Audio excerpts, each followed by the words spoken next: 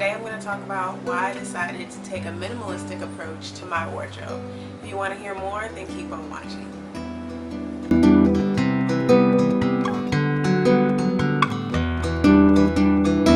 It started back probably in the winter time, more closer to the beginning of the year, where I watched a video from Ambrosia Malbrough here on YouTube, and she was talking about becoming a minimalist, and she basically talked about the fact that she didn't want her things to overtake her life. She didn't want to be defined by her things, and she really wanted to transcend that, transcend all the commercialism and things of the day.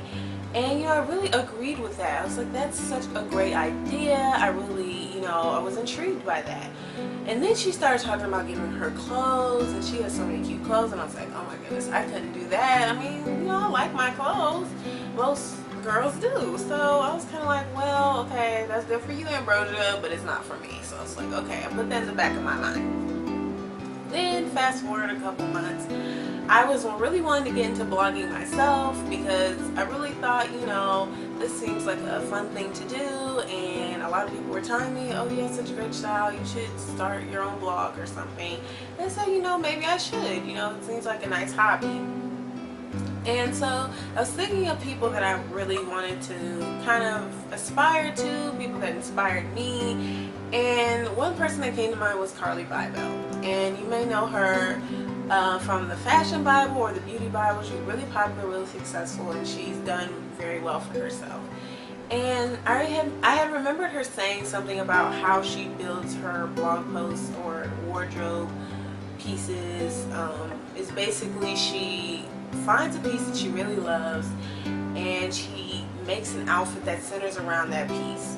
So I was like, that's a great model to follow. So I was like, I was looking through my wardrobe, and mind you, I'm one of those people that only wears 20% of their wardrobe and really have like a core amount of outfits that I wore, and I really just had that go-to.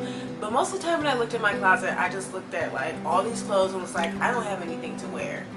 And so I was like, okay, this is what I gotta do. I gotta build a wardrobe that's like blogger worthy by going one piece at a time and just building outfits off of each piece that I already have, and slowly but surely I will have a nice, range of clothes that I can present on my blog.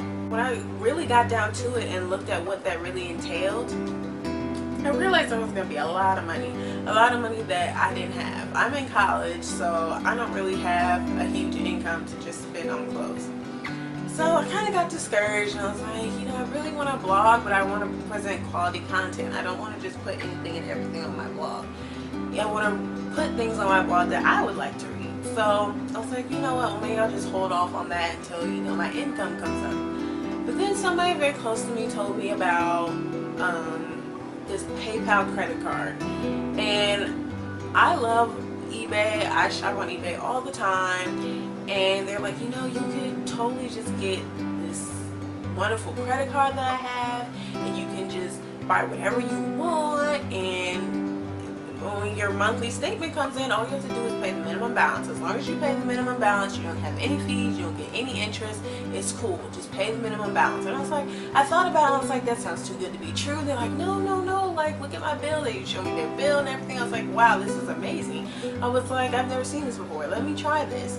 So I got, my credit limit, and they were surprised. They're like, whoa, my credit limit was not that big. I was like, well, I've been on eBay a long time. I'm a veteran. That's why they're giving me this credit limit. So, hey, don't hate. So I took my credit limit, and I didn't go crazy, but I went pretty crazy, and for my taste, for my standards. And I started buying stuff. I was about to go on vacation to Atlanta and everything, so I was getting all this stuff, and I was like, oh my gosh, I'm about to be looking the bomb, I'm about to have the best blog, I'm buying all this stuff. And then that credit card bill came in, and I was like, okay, I saw how much I charged, and I was like, okay, that's okay, all I gotta do is pay my little $25 a month, and I'm good. Then I saw it said, you must pay this amount to not have any interest, and it was the full amount I had charged, and I was like, oh, I felt so stupid. I felt so disappointed in myself. I was like, how could I have fallen for this? I ended up finding out that it was a totally different credit card from the one that the person I knew had, and it was just a totally different situation, and I was just like, oh man, okay. So I was really down on myself, and you know, it really got me to thinking, a lot of self-reflection about like why I felt the need to buy all this stuff and what was really the issue beneath it all. And I just realized that it was just ridiculous. It was ridiculous. If I had really, you know, gone out and done that, I would have been spending forever. I never would have had a limit. I never would have had, you know, somewhere to stop. I would always have more. I would always want more. And then what Ambrosia was saying came back to my mind, and I was like, you know, this is not worth it. Getting all these things, consuming all these things, having all these things is not important. It's really not what I want to spend my life doing. It's just, and it was crazy. Like, you guys, I'm telling you, like, I was on my phone constantly shopping. It was a problem. And I was like, I just can't do this anymore. Like, this is ridiculous. And so Ambrosia's words came back to my mind. I was like, you know what? I think I'm going to try to be a minimalist. So I was looking up, you know, minimalist wardrobes and capsule wardrobes, and all this stuff started coming across my way, and I was like, this makes so much sense. Like, you know, I had to tweak things here and there, but I eventually came up with what I wanted my capsule wardrobe to be, and it was so much fun. When I was looking at this stuff, I was like, oh my gosh, like if I had this, I could wear this, I could wear this, I could wear that, it'd be amazing. So it really actually brought me joy to think of myself having less. And so basically, long story short, I've come to the place where I've realized that having a lot is not what's important to me anymore. What's important to me is quality pieces that will last me a long time. And I do have a set list of things that I believe are my core capsule wardrobe that will last me and will be timeless. And so right now I'm beginning the process of, you know, getting that wardrobe, because, you know, I'm really, you know, like I said, I had a lot of clothes, but I didn't have anything to wear. And now I'm starting to build my capsule wardrobe, and I've been very good. I haven't been buying outside of that, and I'm really proud of myself, and it's really making me happy to see the little simple things that I'll get in the mail and know that, you know, this is what I'm gonna stick with. So I've set myself a small limit, that's within my budget, of how much I will spend per month on clothing. And little by little, the same way I was in the beginning, but in retrospect, I'm not spending nearly as much as I was. And I'm really getting quality pieces that are going to last me a long time, that I'm not going to have to replace for a long period of time. So you might be thinking, why are you trying to be a fashion blogger and a minimalist?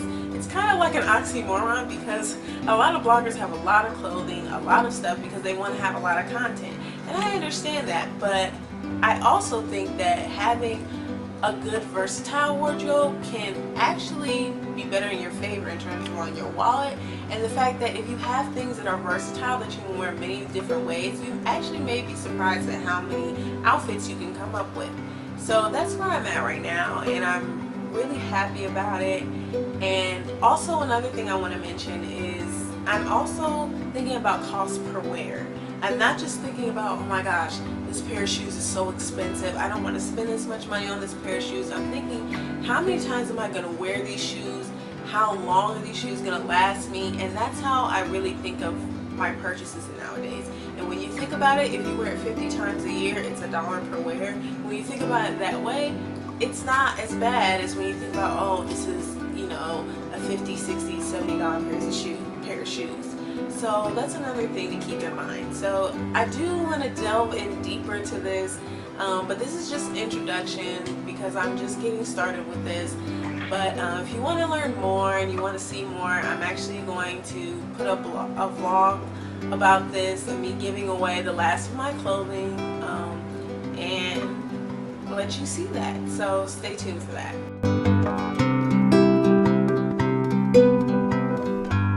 Thank you so much for watching, and please stay tuned. I'm going to have more videos about being a minimalist and still being stylish, and how you can wear your pieces multiple ways to get the most wear out of them. So be sure to stay tuned to my channel and subscribe. So I'll see you all very soon. Bye.